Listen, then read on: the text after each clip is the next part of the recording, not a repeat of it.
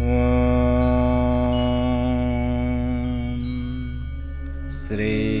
सांब शिवाय नमः।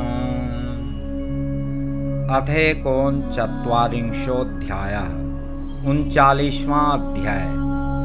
श्री विष्णु और देवताओं से अपराजित दधीचि द्वारा देवताओं को श्राप देना तथा राजा क्षुभ पर अनुग्रह करना। ब्रह्मा जी बोले, नारद, भक्त वत्सल भगवान विष्णु राजा क्षुभ के हित साधन के लिए ब्राह्मण का रूप धारण कर दधीचि के आश्रम में गए। कपट रूप धारण करके जगत गुरु श्री हरि शिव भक्तों में श्रेष्ठ ब्रह्मर्षि दधीचि को प्रणाम करके क्षुभ के कार्य की सिद्धि के लिए तत्पर हो उनसे कहने लगे। विष्णु बोले, हे दधीचि, शिव की आराधना में तत्पर रहने वाले हे विप्रर्षे, हे अव्यय, मैं आपसे एक वर मांगता हूँ, कृपा करके उसे आप मुझे दीजिए।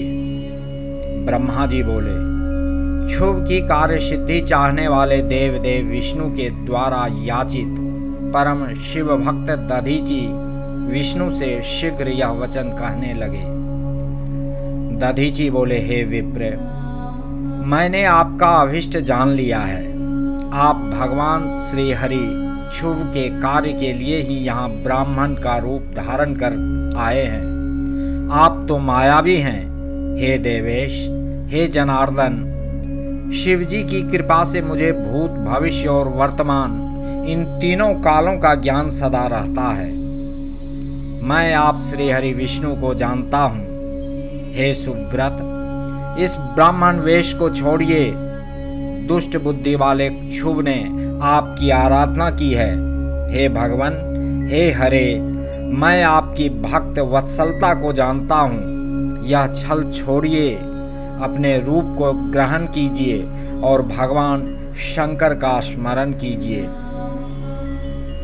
शंकर की आराधना में लगे रहने वाले मुझसे यदि किसी को भय हो तो आप उसे यत्नपूर्वक सत्य की शपथ के साथ कहिए। शिव के स्मरण में आसक्त बुद्धि वाला मैं कभी झूठ नहीं बोलता। मैं इस संसार में किसी देवता या दैत्य से भी नहीं डरता। विष्णु बोले, उत्तम व्रत का पालन करने वाले हे दधीचि, आपका भय तो सर्वथा नष्ट ही है, क्योंकि आप शिव की आराधना में तत्पर रहते हैं और सर्वज्ञ हैं। आपको नमस्कार है। आप मेरे कहने से एक बार अपने प्रतिद्वंद्वी राजा क्षुभ से यह कह दीजिए, हे राजेंद्र, मैं आपसे डरता हूँ। ब्रह्मा जी बोले, विष्णु का यह वचन सुनकर भी शिव भक्तों में श्रेष्ठ महामुनि दधीचि हंसकर निर्भय होकर कहने लगे। दधीचि बोले, मैं पिनाकधारी देवाधिदेव शंभु के प्रभाव से कहीं भी किसी से किंचिन मात्र भी नहीं डरता हूँ।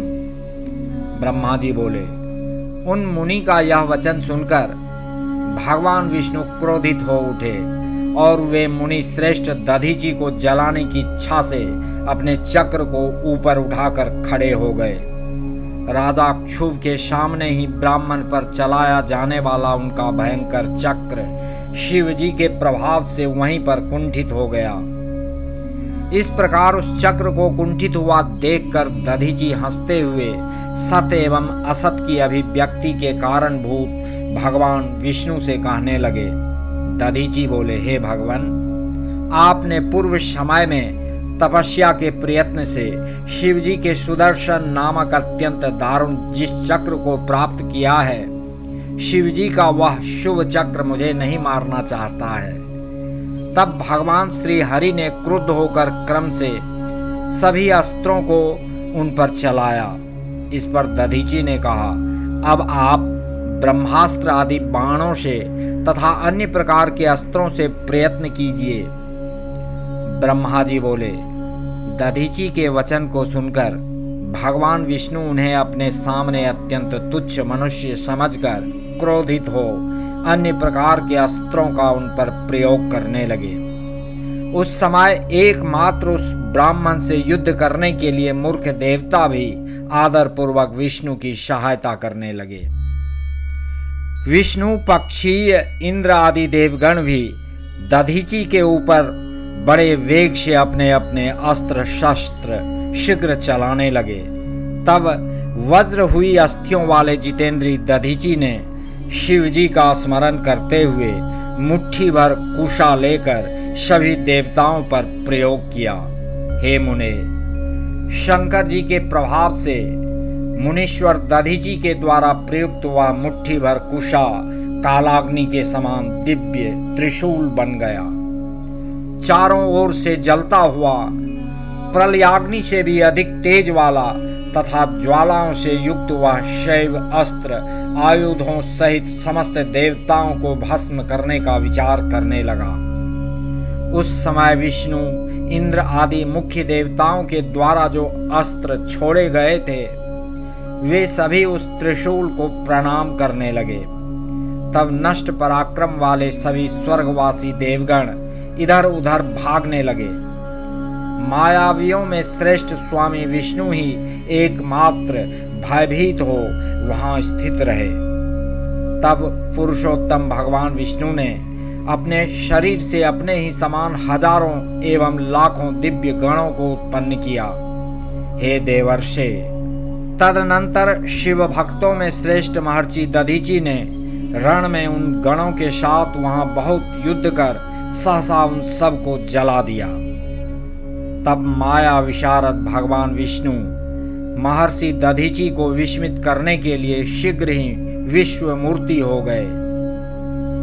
ब्राह्मण श्रेष्ठ दधीचि ने उस समय उन विष्णु के शरीर में हजारों देवता आदि को और अन्य जीवों को देखा।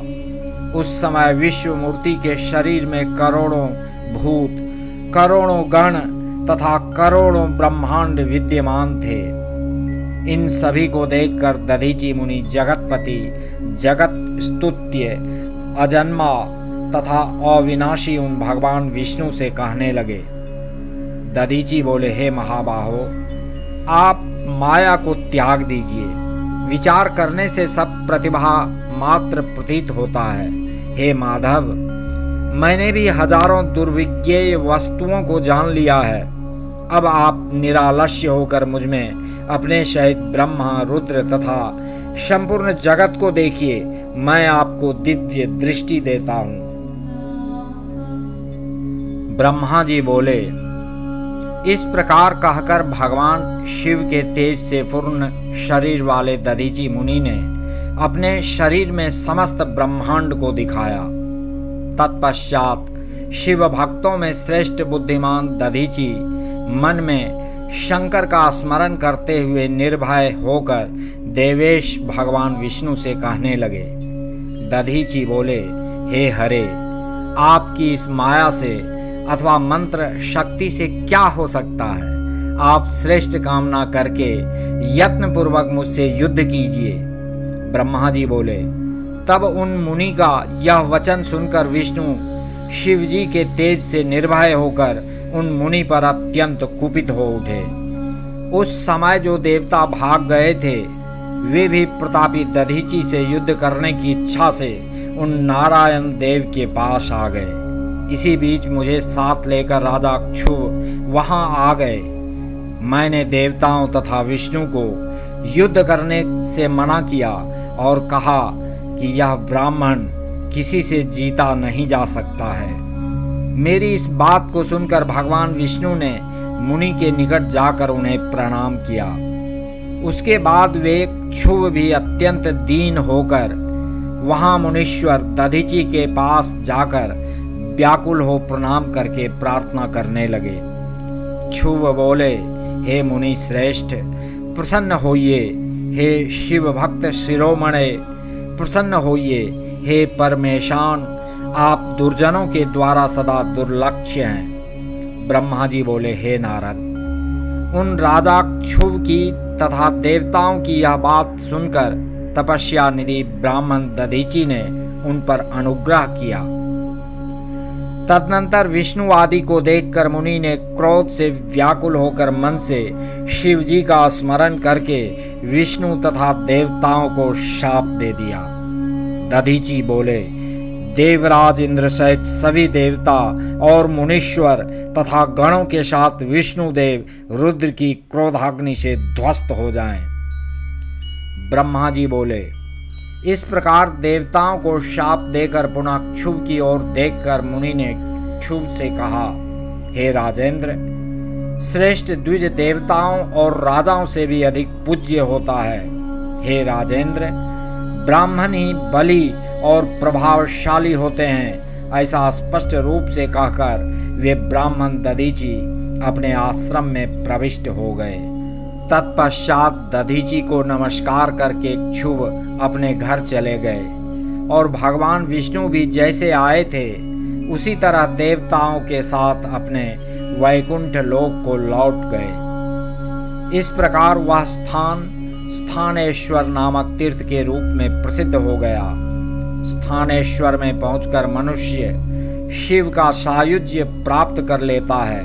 हे तात, इस प्रकार मैंने आपसे संक्षेप में क्षुभ और दधीची का विवाद कह दिया और शंकर को छोड़कर ब्रह्मा और विष्णु को जो शाप प्राप्त हुआ उसका भी वर्णन किया।